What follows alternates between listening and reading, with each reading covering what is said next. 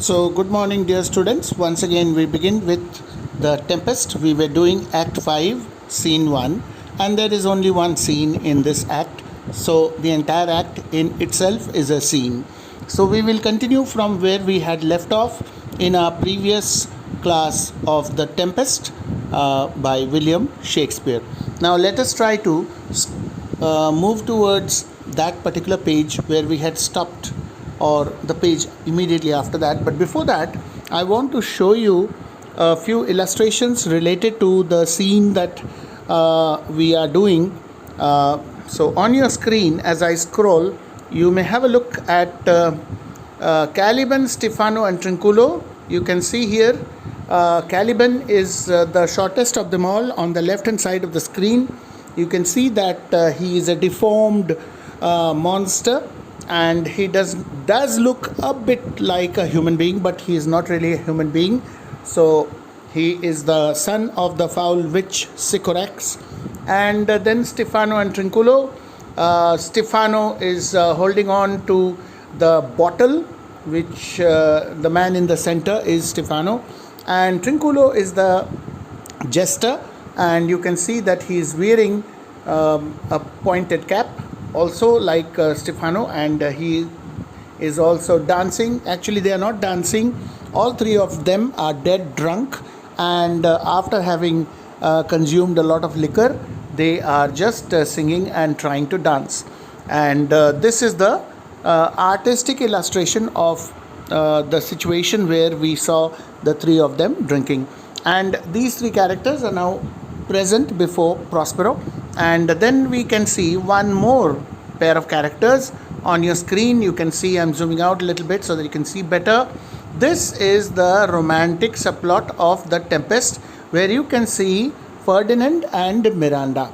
So this is also taken from drama, particularly something which was enacted on the stage, and that is how you see two artists, one representing Miranda on your left hand side, and the other representing Ferdinand, the Prince of Naples, and Miranda, the Princess of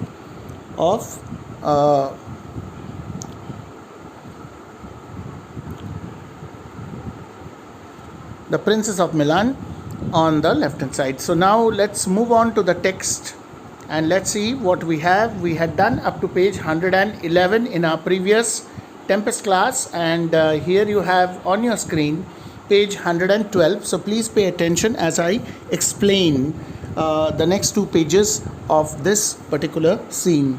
So we know that just before this, Prospero was telling Alonso that he too had lost his child, that is his daughter, and Alonso was really shocked and had asked him when did he lose his daughter.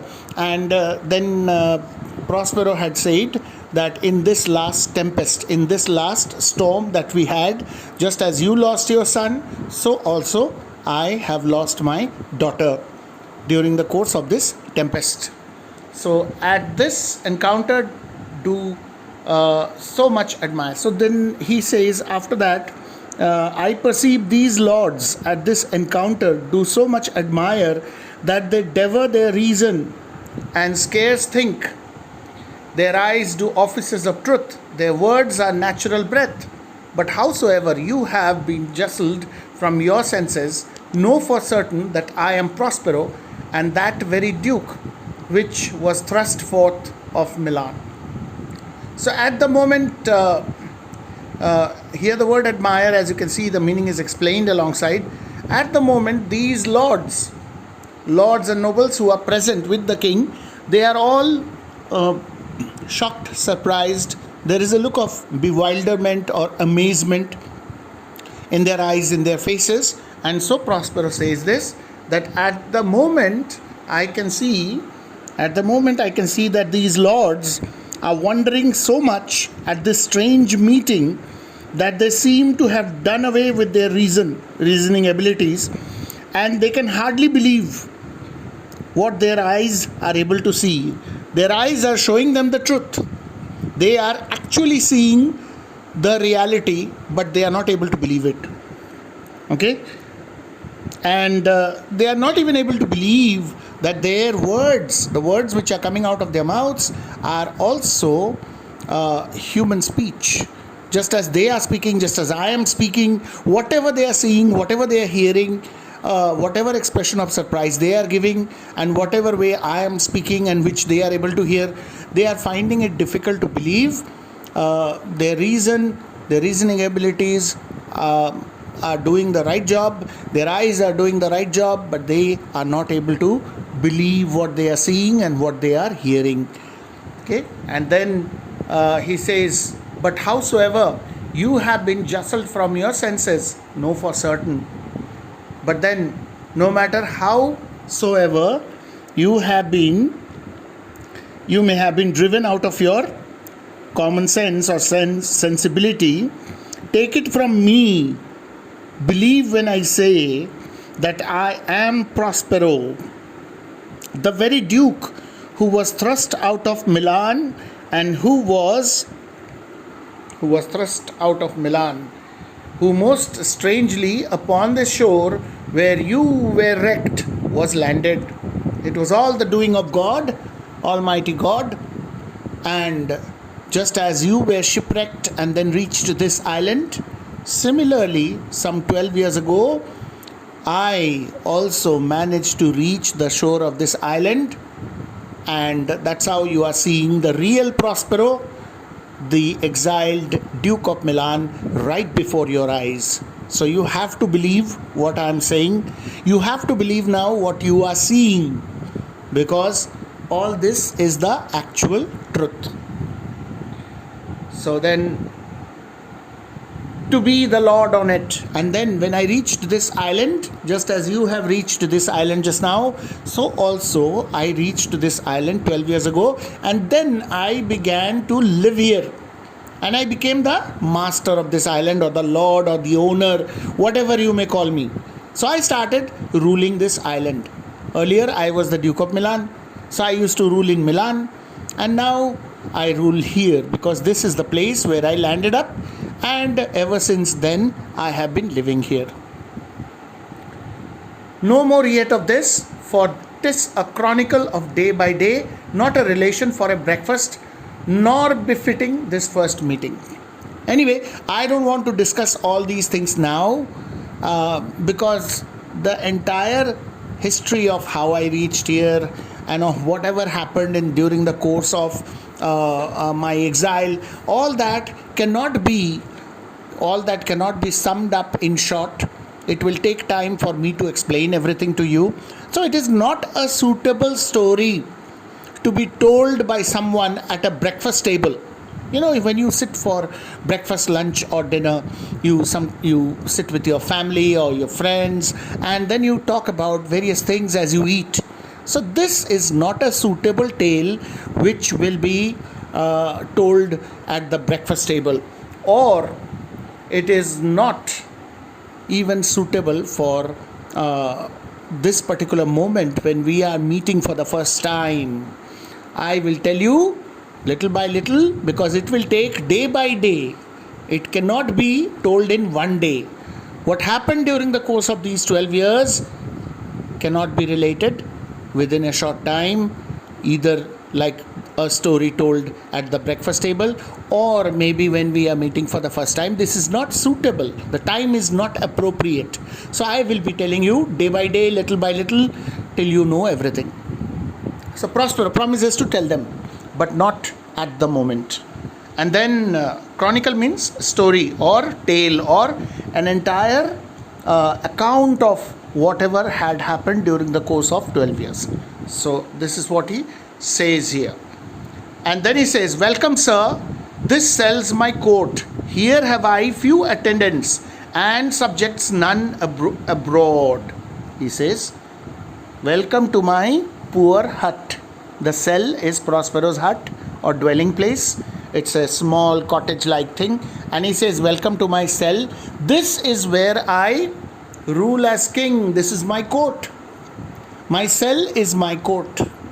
My actual court was in Milan, but now I live here. So this is my court. And I have just a few attendants, not like when I was king, when I was the Duke of Milan, where I had many servants, messengers, guards, attendants. Here I have just a few attendants. And as far as subjects are concerned, almost none, not a single. I don't have subjects. So he says, pray you look in. I request you, please take a look inside my cell. And then he says, my dukedom, since you have given me again, I will requite you with as good a thing.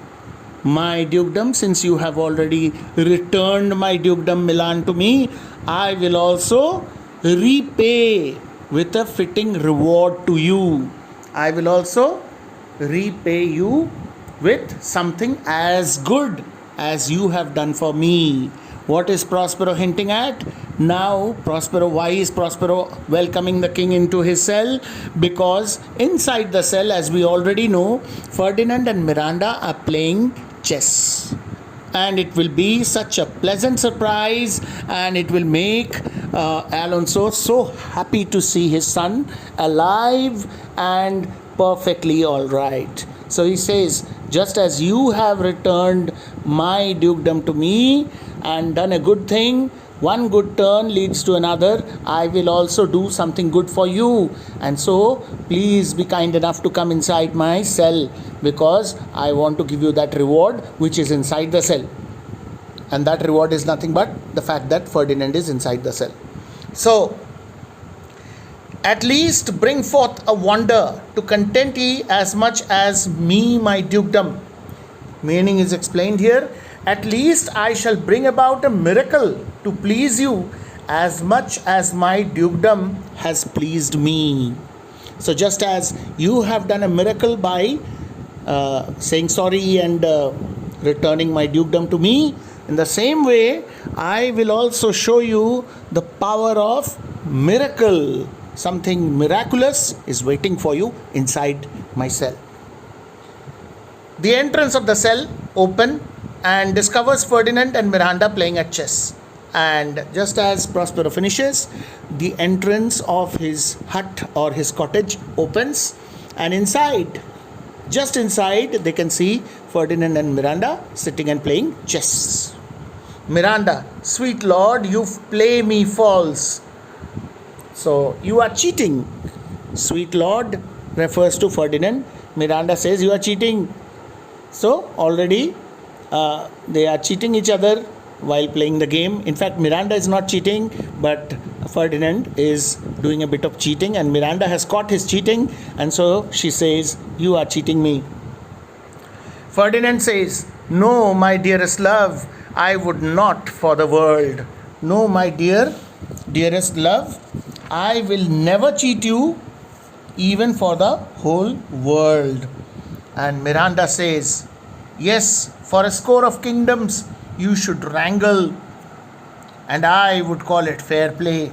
Meaning to say that yes, for a score means 20 in number. So yes, for a score of kingdoms, she says that why you would cheat me only for 20 kingdoms, and you should wrangle and I would call it fair play. Meaning to say that you would cheat me only for 20 kingdoms, and I would say that it is fair play just to please you, because I love you. So even for 20 kingdoms, if you cheat on me, I will still say that you are fair to me. Fair here means just. So, and still I will say you are fair to me because I love you. And then Alonso, who has just now had his eyes on his son, says, if this prove a vision of the island, one dear son shall I twice lose. If this happens to be yet another illusion because ever since they have come to this island, they have seen so many illusions, so many things happening. The banquet table appearing, the food appearing, then strange shapes coming and inviting them to eat, and then again, as they try to eat, the banquet vanishes, and then the harpy arrives. So many illusions, and those were not real. They saw things happening before their eyes, and poof, within a fraction of a second, or the blink of an eye, the vision disappeared. So now, when he sees his son playing a game of chess with Miranda, beautiful princess of Milan, Alonso is not able to believe his eyes, and so he says, if this is also a vision or an illusion which I am seeing before my eyes, then I must say that I have lost my son not once but twice. Because why twice? Because once in reality, when my son was shipwrecked and I lost him, I could not find him.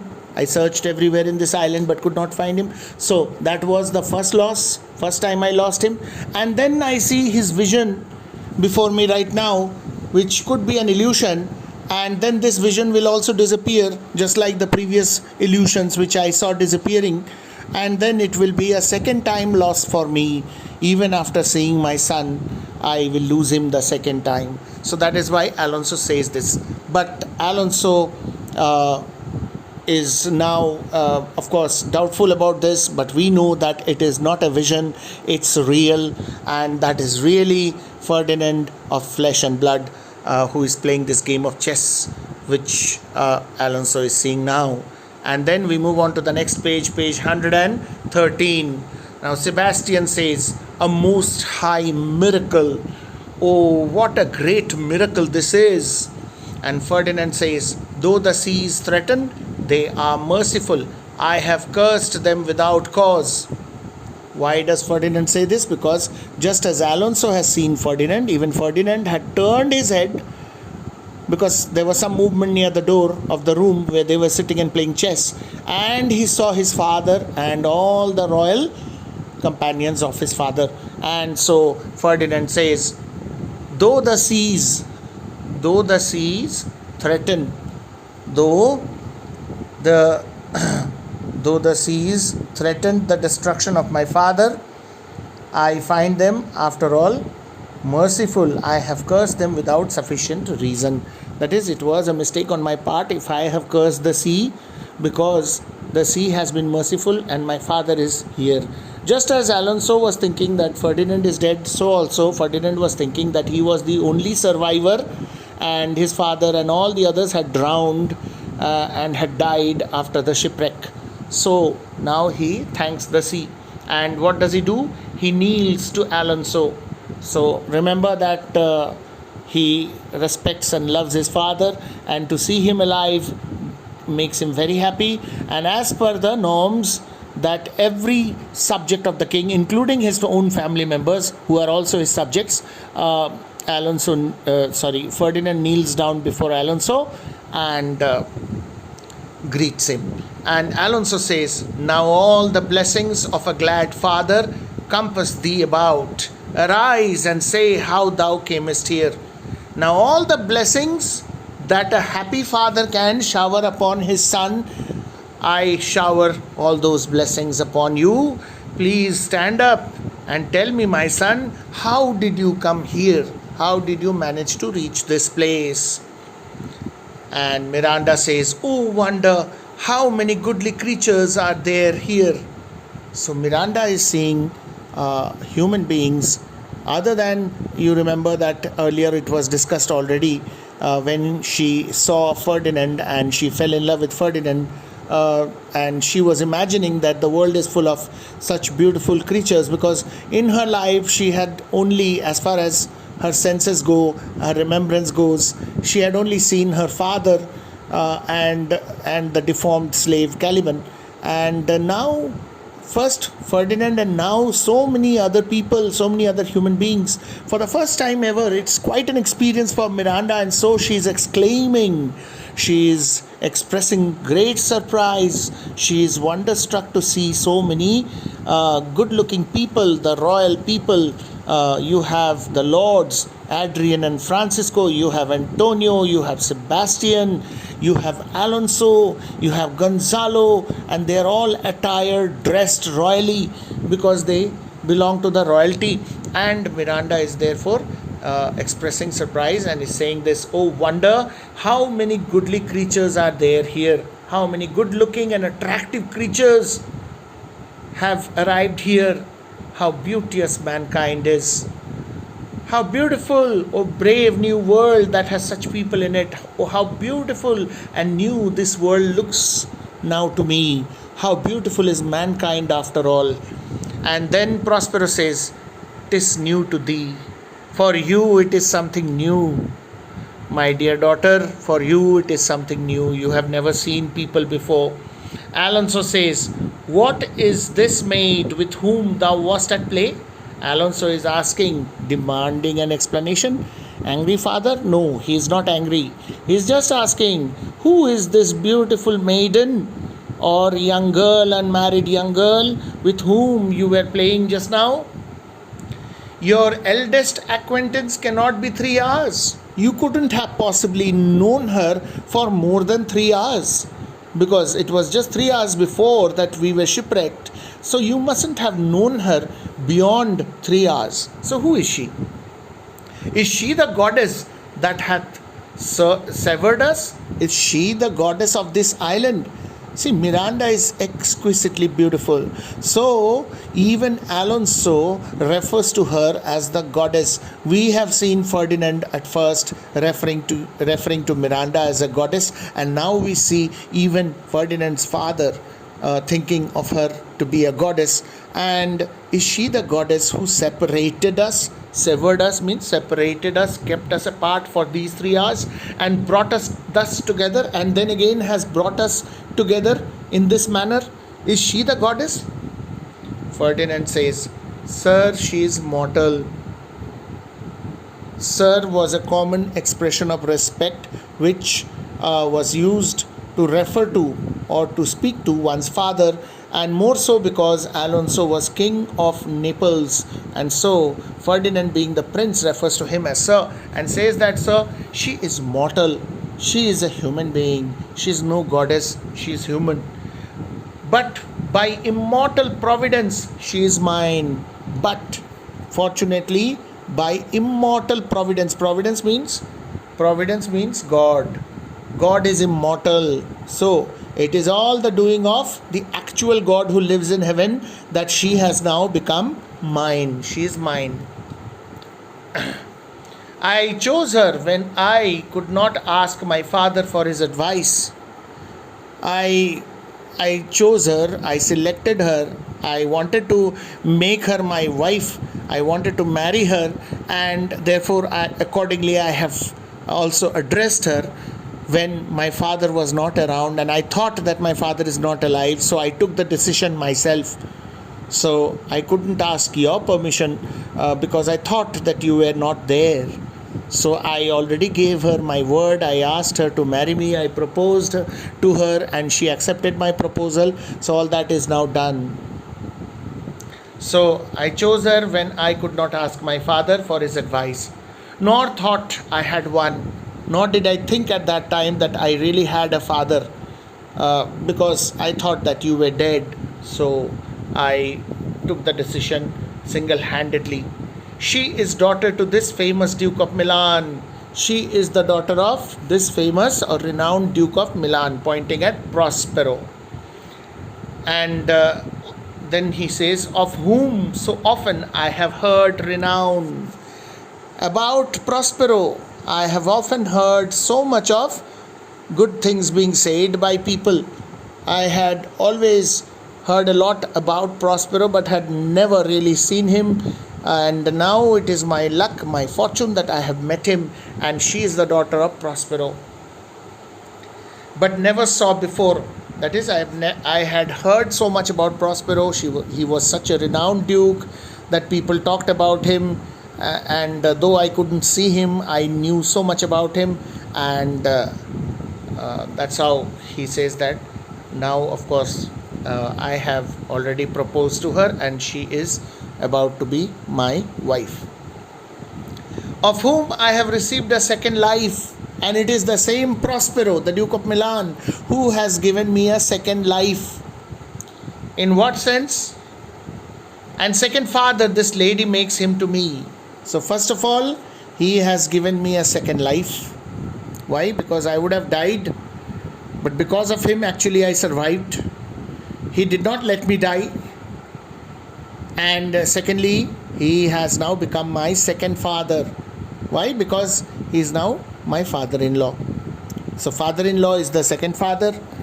Father is one who brings you into this world, and father-in-law is one who gives his daughter to you in marriage. And that's how he is my second father. So in other words, it means father-in-law. So this lady makes him my second father. That is, he is now my father-in-law because of the fact that I am marrying this lady. Alonso says, I am hers, but oh, how oddly will it sound that I must ask my child forgiveness. So, I am hers. I am also her father.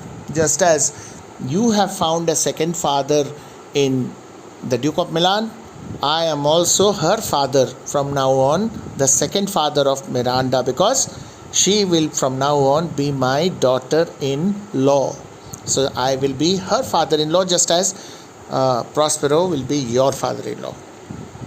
And then he says, oh, how oddly will it sound that I must ask my child forgiveness. But strange, it will sound very strange if I should have to ask forgiveness of my child. So I must ask my child for forgiveness. And Prospero says,